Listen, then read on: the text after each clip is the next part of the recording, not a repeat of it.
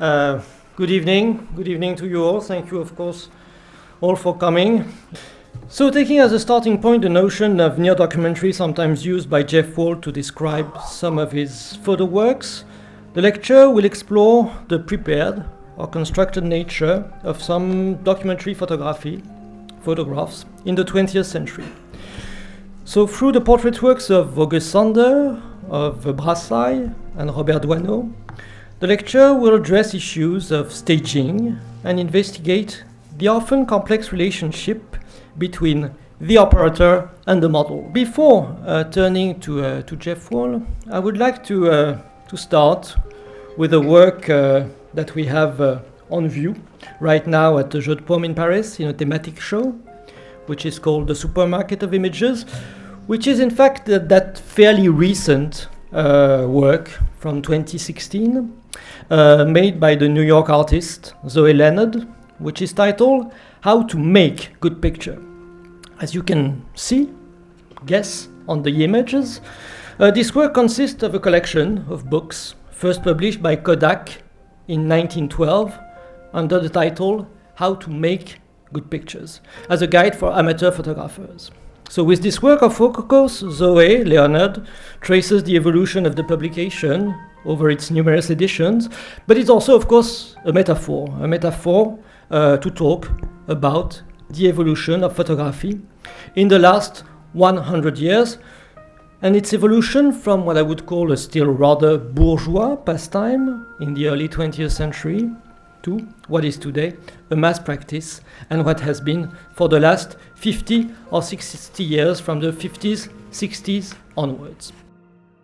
So, the book is still in print today, but it was renamed, sometimes probably around 1980, from How to Make Good Picture to How to Take Good Picture. Why this change? Making implies that a photo requires a certain skill, a certain type of knowledge, and the experience of knowing what you want from a setup before pushing the button. In the common speech, make implies the capture images as manipulations of reality. And probably, at that time, in the 80s, Kodak thought that making sounded, let's say, too aristocratic, literally speaking, reserved to just a small group, professional photographers. They decided to replace the word by taking, probably less frightening and more engaging for a mass audience. So taking, of course, implies a far more accessible experience, one that does not require any specific skill, and the art, for lack of a better word, of taking a photo is, of course, being in the right place at the right time and getting lucky. You merely capture an existing scene, taking records of objective reality. What is also, I think, to me interesting is that Kodak decided to make that change in a way from making to taking in the title of this book around 1980.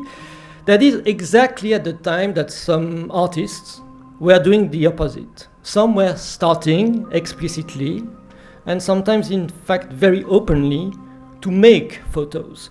That is to explore the many ways a photography is a constructed representation, especially experimenting with staging and performing. So, and we have here the title of an article published in Art Forum in 1976, written by the critic Alan Coleman.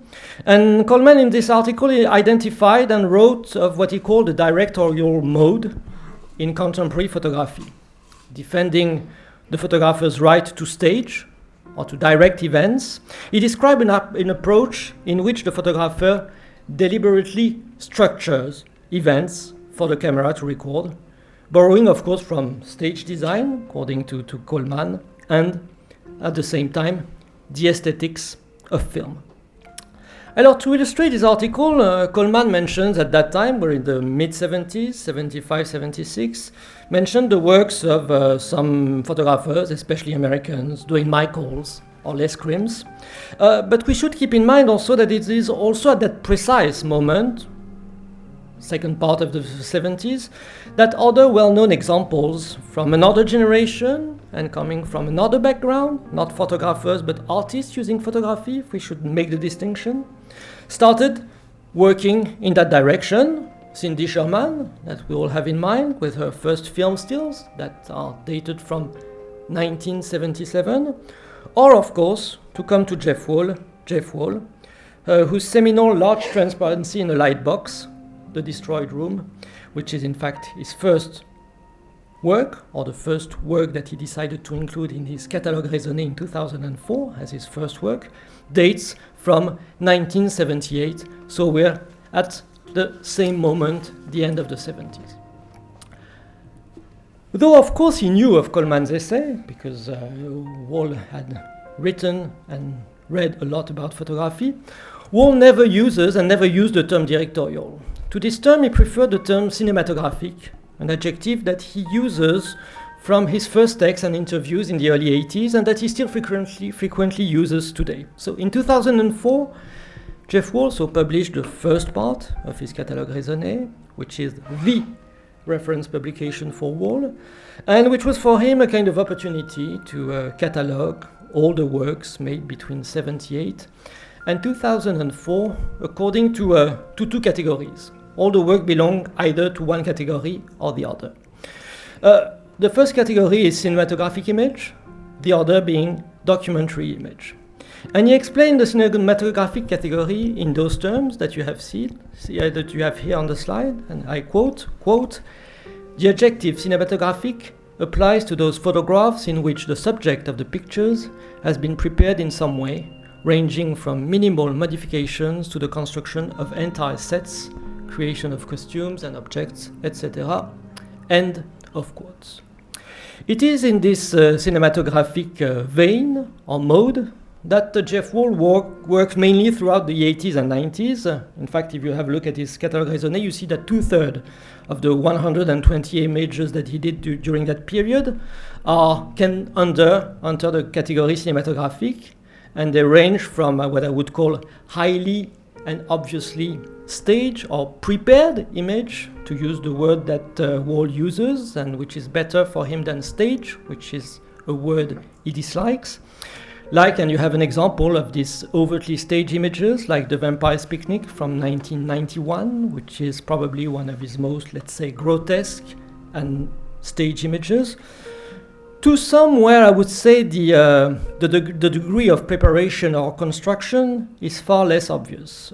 Images which subjects are taken from everyday life, and images that could even look like documentary photography, but that enter into the cinematographic category. So I think that one of the best examples is A View from an Apartment from 2004, which is the image that you have here. Having selected the location in Vancouver, Wall in fact asked one of the models to furnish the apartment and to live in it as if it were her own. So the scene was then photographed several times over a period of several months, and the resulting images were then combined by Jeff Wall and his assistants. So we are, as you see, very, very far from an image just taken and from what we would call a documentary photo. Wall's definition of the documentary mode, on the other hand, is a very strict one. And you have here, and I quote, "The term documentary applies to those photographs in which the artist chooses the location and time of the picture, but without any intervention on his part. The use of this term is consistent with the normative meaning of documentary photography." I will come back to that normative meaning, of course. And you see here, I showed you two examples of cinematographic images by Wall. You see here two examples of documentary photographs by Wall. The first one, in fact, which is indeed the first of his documentary photograph, which is that panoramic landscape that he made in 1980. And this one, the second one, being an interior shot, which is a detail of a dirty kitchen sink taken in the basement of his studio in 1993, which is called Diagonal Composition. So as you see, a first, I would say, superficial reading of these photographs would be to kind of establish a distinction between images with people, that would be staged and cinematographic, and images deprived of people, that would be documentary.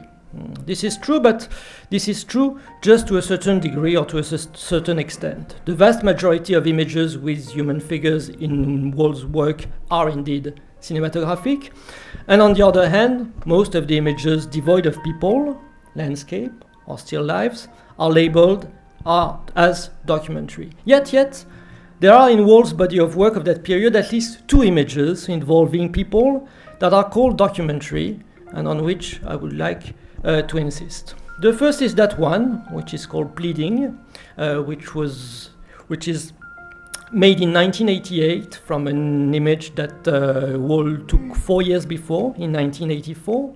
And the second of these documentary images that involve people is that one in the public garden of 1993. So unlike other works by Wall, that are for most of them made with a big view camera, these 2 works are what we would call snapshots, made with a 35mm single lens reflex camera outside the studio, the first one in London, the second one in Venice.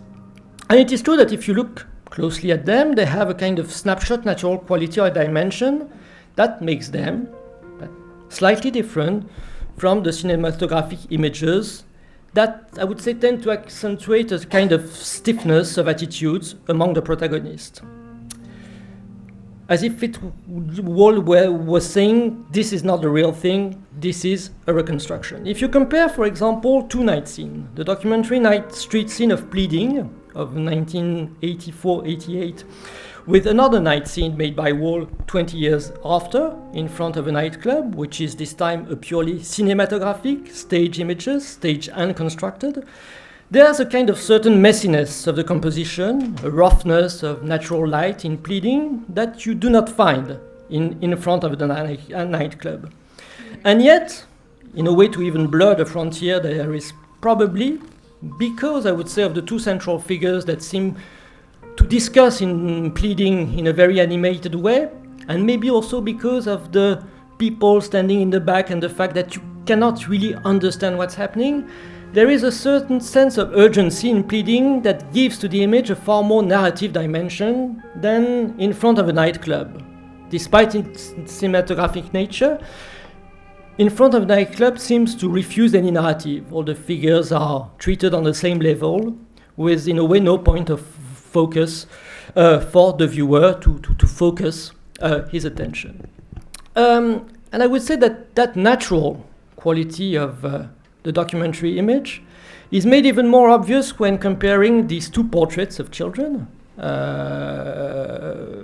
The documentary one in the public garden that I already shown, and the second one, The Smoker, of approximately the same period. In the public garden has a kind of blurriness, especially in the face, and I think you can see that on the slides, which is something you do not find in the cinematographic images of that period, and in the Smoker, which is completely artificially lit, obviously staged, and completely in focus. So in order not probably to oppose to systematically, on the one hand, the cinematographic and on the other hand, the documentary, Jeff Wall coined probably in the late 90s another notion, which he still uses frequently today, which is that of near documentary. To my knowledge, the first time Wall used it in a really elaborate manner was in a press release of an exhibition that he held in Paris at the Marianne Goodman Gallery in 2002, where he was showing, in fact, 7 new works that he regrouped for the occasion under the banner of near documentary. So in order to explain that notion, I will quote the press release of the exhibition, while showing you on the screen the 7 images that were included in the show, starting with this one, Dawn of 2001. These are all images done in 2000 and 2001. And I quote the press release. The exhibition, which will include a series of related works, is engaged in representing the marginal, the enigmatic moments and stories within the everyday, continuing a direction that has been at the core of Jeff Wall's oeuvre. This selection of backlit color transparencies and large-scale black and white photographs continues his interest in what he calls the near documentary.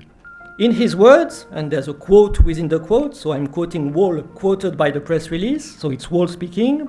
These new pictures weren't planned as a group, but there are similarities between them. They are all examples of my interest in what I call near documentary photography. That means that there are pictures whose subjects were suggested by my direct experience and ones in which I try to recollect that experience as precisely as I could and to reconstruct and represent it precisely and accurately. Although the pictures with figures are done with the collaboration of the people who appear in them, I want them to feel as if they easily could be documentary photographs. In some way, they claim to be a plausible account of or a report on what the events depicted are like or were like when they passed without being photographed. All 7 pictures depict moments or events from obscure, unswept corners of everyday life. End of quote. So as you see, this notion of near documentary kind of stitches together the cinematographic and the documentary. The category has in a way nothing to do with the way the images are made. You have some that are documentary and some are staged, but more about how they look because of their everyday, often low-key, anti-heroic subjects. They could be documentary. And indeed, in that category, you find images that are, according to Wall's term, strictly documentary. And in fact, these 4 logs, cuttings, field suitcase, dawn, were done without nothing being added to the scene. Wall was just there and took the picture.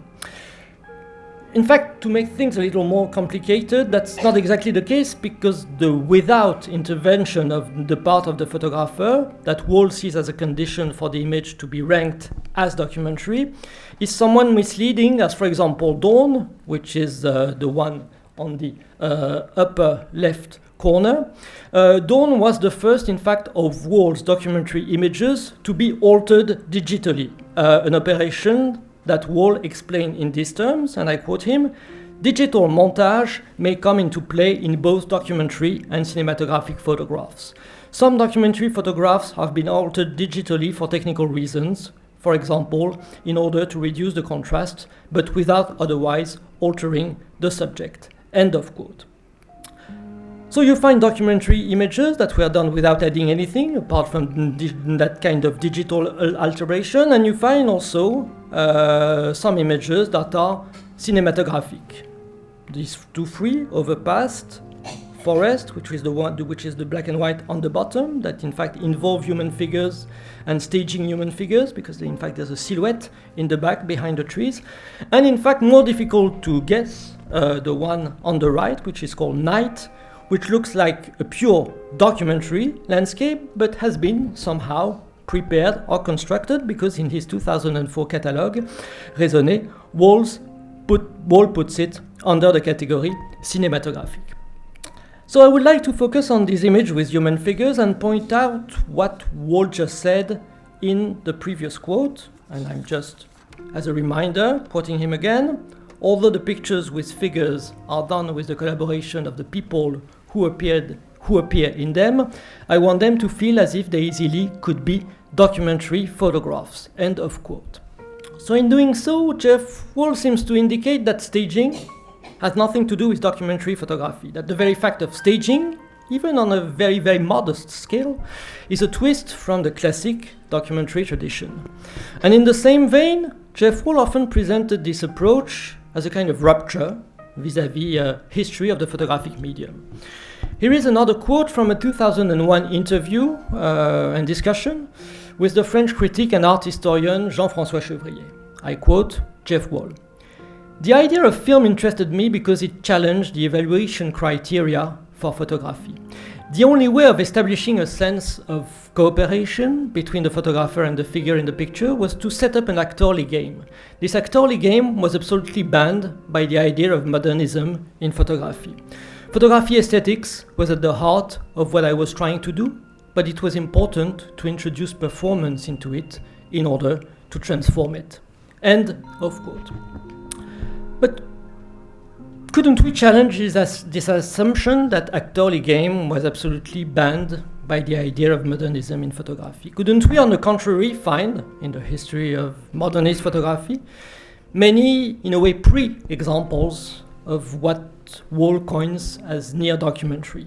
Couldn't we find, in fact, many instances where the boundaries between taking and making a photo become so porous that the pre-established categories are being questioned and challenged? And couldn't we even go as far as saying that, far from being un-documentary, the collaboration between the photographer and the model is in many ways what defines the contemporary mode?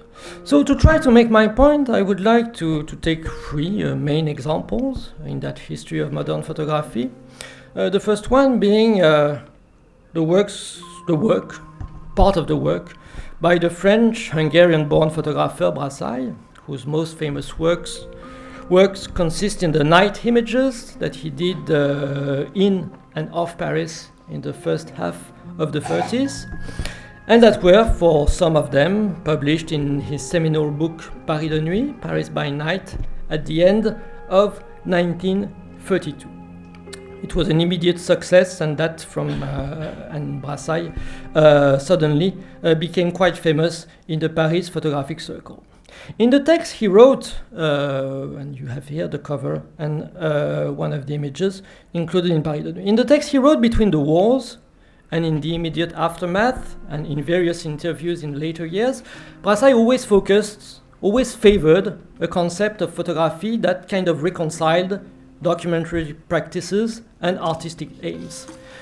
He did not feel the need to choose one course or the other, but instead attempted to maintain a balance between the two, and yet, when it was published in 1932 and in 1933, his night work was praised as an unprecedented document about a secret Paris that he would reveal in its kind of authenticity.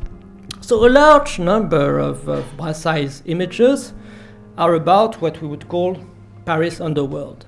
Photography was forbidden in some of the locations frequented by the underworld where Brassaï worked.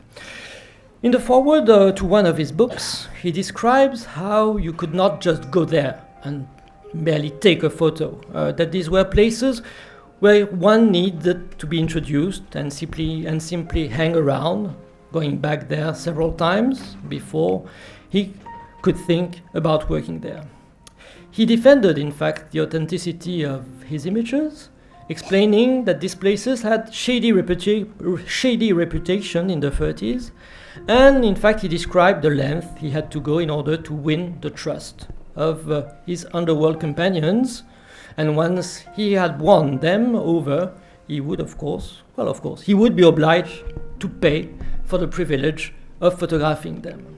So, and indeed, if you have a look at the images, and if you have a close look at the images, at least of some images indicate that you will see that most of them are far from being what I would call snapshot or candid camera images. In the photographs, for example, of Bal Musette and various bars, it is clear that some figures, both male and female, appear more than once with different partners and in different locations. I will ask you to focus your attention on the guy with the cap at the extreme left of the left images, left for you, yes. And it's the same man that you find, of course, in both image, kissing the girl in the image in the center, and in the foreground with the cap also in the image in the center, and in the background on the image on the right with the cigarette. And here it is, same exercise with 5 other images, the same woman with the curly hair in different locations also, and involved in different activities and dressed differently, showing that they were not taken during the same night. Brassaï sometimes, in fact, resorted to using stooges and would pay them for the services. In Secret Paris, a book that he published later on in his life, in the 70s, he mentions explicitly this practice. Sometimes he might use, in fact, one of his assistants, a friend, or an acquaintance. Sometimes the characters were the real thing, just playing themselves, like some images that I will show you, the mobster and the tough, in all the images connected to one of the Paris gang, the big Albert gang, a kind of, in a way, of reenactment, played by the models, playing their own role, something which is in fact quite similar or not unlike Wall's near documentary, if you think of View from an Apartment, for example, that I mentioned before and showed you. This kind of what I would call elaborate mise en scène is even more obvious in the underworld images that tell a very clear story and which were at that time intended as illustration for detective novels and magazines of the detective type, but of course without mentioning that these were stage images. And in fact, where he deemed it necessary, Brassaï was even prepared to put himself in the frame. He is in fact the client smoking his pipe in this opium den that you have, image that you have on the right, and he's also the victim of a nighttime mugging in Paris Magazine, lying, but lying in a different way, on the sidewalk on the image at the bottom on the left. So with such interventions, and if we follow Jeff Wall's categories, we are of course far closer to different modes and different terms used by Wall. A documentary image, an image taken at night of a bridge, I think it's the Pont Neuf in Paris. A near documentary with this prostitute photographed in the 15th arrondissement, and Brassaï probably asked her to pose for him because she can be seen on different images and kissing some clients, and of course a very overtly staged image with the title The Escape, which makes it even more narrative. And so if we look at, in fact, the whole body of works around nighttime Paris, we find the same tension between heavily staged and narrative images, like these ones, where the attitudes are frozen, and I would call them theatrical. They are like tableaux vivants. And some near documentary ones that look documentary, though they include a degree of preparation and of staging of characters, often playing their own role. So even if they were seen as documentary photos, a lot of Brassaï's images are, like Jeff Wall's, infused by cinema.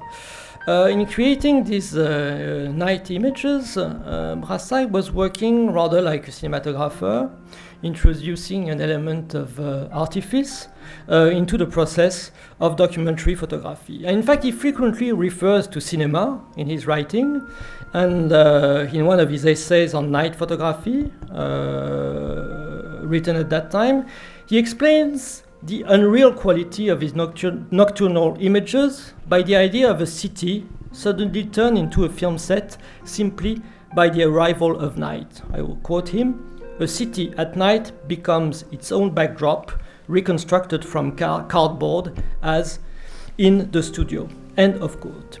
And it is also, in fact, worth mentioning that at that precise period in 1932, when Brassaï was creating these stage images, he was also working as an assistant cameraman on the set for one film where he learned something from the director Art and experimented with new lighting techniques that you can find in some of his images. So to underline the fact that the frontier between what we would call cinematography on the one hand and documentary on the other is very porous, we should add that by calling on the service of paid extra for some of his images, Brassaï in a way was simply adopting a practice that was very commonplace in the nighttime Paris underworld of the 30s. Brassaï often described in his text a very close and almost inaccessible environment where no middle-class person would venture without a guide. But in the words of many other writers, this night milieu, this nocturnal milieu, had already been kind of adulterated by the rise of tourism and the Paris by night tours. In fact, a lot of bars and clubs were paying professional extras to play the bad guys and to be more picturesque in a way. So, in a way, to what extent was Brassaï manipulating reality, or just adjusting to reality, or just recreating a reality that was already fraud or artificial? Or might it be fairer to say that the reality was complex, making it hard to distinguish truth from artifice?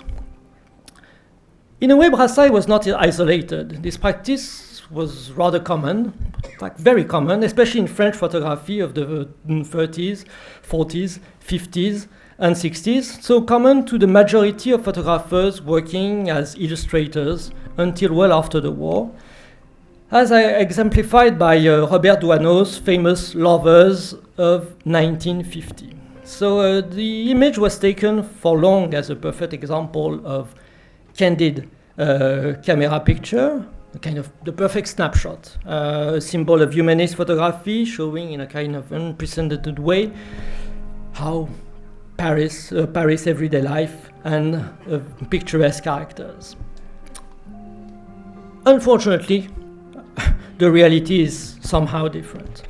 The image is part of a series on young lovers in the streets of Paris that was commissioned to Doisneau by Life magazine.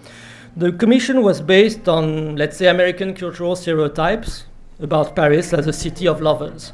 The photographers followed, probably, we don't know exactly, the editor's request by organizing a photo shoot with young actors in picturesque Parisian locations. The images that were selected were the ones where the young couples were embracing and kissing in public spaces. As you see, most of them ignored by the passers-by. Each image is given its own short caption, and the image, now known as the kiss, is captioned with the sentence, quote, "This was a short kiss, a kiss rapid, says photographer," end of quote. Doisneau is also quoted in other captions, thus adding authenticity to the images. But we know today that this was not an accidental snapshot, not a decisive moment, but a carefully staged image, staged with 2 student actors who were hired by Doisneau, that were paid 500 francs at the time to play the lovers. So here we enter the cinematographic mode. And to make things even more complex, play the actor is not exactly true, as they were at the time of the shoot lovers in real life. So, once again, does that make the photo more authentic? Probably not. But closer, of course, to the near documentary mode? Probably. And what is fascinating in the image is not only how, of course, truth and fictions are intertwined, actors playing their roles in real life, but also how, in pure cinematographic terms, you find in the same image the coexistence of different modes. On the one hand, the cinematographic one, with the lovers that are in focus, frozen in their rather theatrical and romantic kiss, and the documentary one, with the passers-by that either try to avoid looking at them or that just pass by indifferent. And, as you see, the head of the customer sitting at the terrace, which is slightly blurry, just to avoid having too perfect and too composed an image, and to, of course, reinforce the impression of a kind of stolen image. So once again, here we are in a situation which is a mix of theater, of performance, of photography. So when Doisneau says in his words, and is quoted in the article of Life, next to his photographs, and I quote him, "The marvels of daily life are so exciting. No movie director can arrange the unexpected that you find in the street." End of quote. End of quote. He's of course lying. All his lovers kissing in the street of Paris, with no exception, are staged. And maybe, probably, Life magazine preferred that because it meant that there were no legal problems with image rights and with the models. But he's in a way only partially lying, because the magic of this cinematographic image lies, in fact, in many different elements, some staged, some accidental, some fictitious, some true, that question and challenge the classic categories. So as we saw with Wall, as we saw with Brassaï and Doisneau, talking about the collaboration between the operator photographer and how central it was to the definition of documentary and cinematographic modes, And as a third example, I would like to take a figure which is of course central to portraiture and to modernist photography. That is that of the German photographer August Sander and his extensive series of portraits from the project People of the 20th Century, in which he attempted to build a portrait of German society in, let's say, the first half of the 20th century. So once again, if we try to decide who did what in most of Sander's portraits, one has to say it is most often a collaborative task that involves a lot of posing and staging from the model. The photographer chooses the background, the setting, the frame, probably has long discussions with the model about the position or the attitude he or she would like to adopt, or even the objects, attributes she would like to use or hold. Some authors, in fact, mention shooting sessions that could take hours, several hours. So once again, we are far from a spontaneous and candid act of creation. So the massive presence of the view camera, the frontality, the exposure times of 2 to 3 seconds, as well as the very spare number of exposures, Sander will rarely take more than 3, make each portrait what I would call a true ceremony, something very solemn, a process in which the sitter cannot abandon herself or himself, but where he or she has to remain very self-conscious. In that respect, it is worth noting how in all the images, the models are very present to the camera, which they most often stare at. Even those that hold an object, like these two, like the master mason and the pastry cook being one of Sander's most famous images, are not really self-absorbed, are not at all self-absorbed in their activities. On the contrary, they are openly staring at the camera, a way to say that they are ostensibly reconstructing something for the camera, playing their own role, playing their own part. One of the portraits in which the active collaboration of the models is maybe the most obvious is that famous double portrait of 2 boxers, one that August Sander was very fond of and that he included in his first publication of the series in 1929. Yes, we can assume that indeed Sander took the initiative of photographing boxers, a sport that was imported from England, that was very popular in the Weimar Republic of the time, and that he needed to have for his portfolio. But what are we to think of this kind of what I would call anti-heroic image, where the 2 sparring partners are smiling at the camera, miles away from the iconic visions of the fighter, boxer of the 20s. So if we have once again a closer look at the camera and you ask yourself, why are they smiling, which is rather unusual in Sander's images, and you see that Paul Roderstein, which is the blonde boxer on the left, the tall boxer, has his shoes tied together. His shoes are tied together, which is just a schoolboy joke that gives to the image its slight, playful quality. And sorry, but I cannot think of August Sander asking his sitters to do so.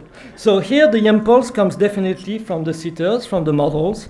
They took control of a large part of the image. The great French historian Olivier Lugon pointed a few years ago in a marvelous book on August Sander and Walker Evans that unfortunately has never been translated into English.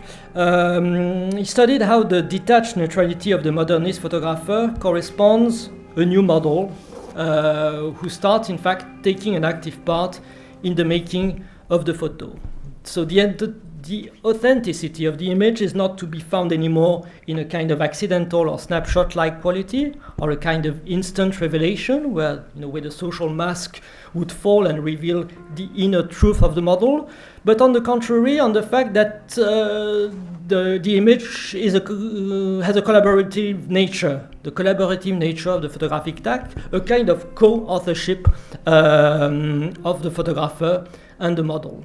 And I would say that a large part of Sander's skill and art is about, in a way, making that transfer of responsibility as smooth and unnoticed as possible. So, which is strange is that at that time, in the 20s and 30s, that dimension of reconstruction, of self-conscious reconstruction, of a kind of artificiality, which seems today for us obvious in most Saunders portraits, was not often mentioned by Saunders' contemporaries. That's also, in fact, a conception that you find expressed at the same time on the other side of the Atlantic in the United States. It is exactly what the American photographer Berenice Abbott tells in her own terms in 1940 when she writes that in documentary photography today, the subject of the image controls to a large extent the final image. And at the same time, Lincoln Kirstein, the critic, in his introduction to Walker Evans' great first publication, American Photographs, heavily criticizes the candid camera pictures, and I'm quoting Kirstein, quote, "The candid camera is the greatest liar in the photographic family. It is anarchic, naive, and superficial." End of quote.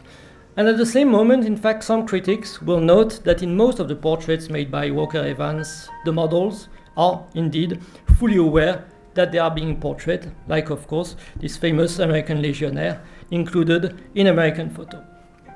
So, of course, August Saunders started photographing, in fact, in the 19th century, and in many ways, his photographic vocabulary is a 19th century one. And this is why, as a conclusion, I would like, in fact, to go very quickly backward in time to the very inception of photography and to that seminal publication, the Pencil of Nature, made, printed, and published by the inventor of photography, William Henry Fox Talbot, between 1844 and 1846. And of the 20 or so page plates that are included in what is sometimes seen as the first book illustrated with photographs, only one, this one, The Ladder, includes real human figures.